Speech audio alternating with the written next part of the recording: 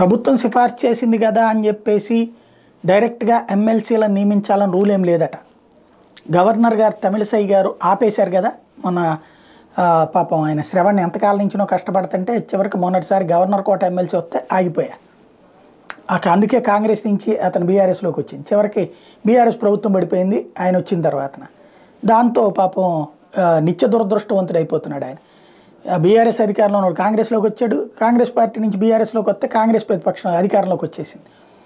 ఆయన దురదృష్టవంతుడాడు, అది అదృష్టవంతురాలైంది పార్టీ. ఇటు చూస్తేనేమో అవకాశం ఇప్పుడు రాకుండా పోయింది. దాని మీద చేసిన సవాల్ నేపథ్యంలో కోర్టు ఇచ్చినటువంటి వ్యాఖ్య చాలా కీలకమైంది.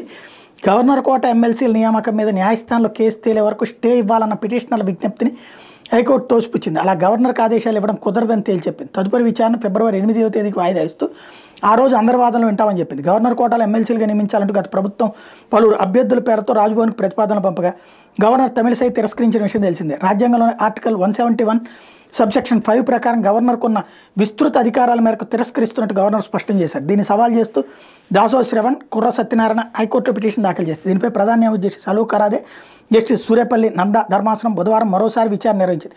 పిటిషనర్ల తరపున సీనియర్ న్యాయవాదులు ఆదిత్య సోది, మయూర్ రెడ్డి, గవర్నర్ కార్యదర్శి తరపున సీనియర్ న్యాయవాది ఎస్ అశోక్ ఆనంద్ కుమార్, ప్రభుత్వం తరపున అడ్వకేట్ జనరల్ సుదర్శన్ రెడ్డి హాజరయ్యారు. అసలు ఈ పిటిషన్ల విచారణ అర్హత తెలుస్తామని ధర్మాసనం గత విచారణ జైల్లో చెప్పిన నేపథ్యంలో న్యాయవాదులు ఈ అంశంపై వాదనలు వినిపించేందుకు సిద్ధమయ్యారు. కానీ ధర్మాసనం అందరి వాదనలు ఒకే రోజున వింటామంటూ విచారణ వచ్చే నెల 8వ తేదీకి వాయిదా వేసింది.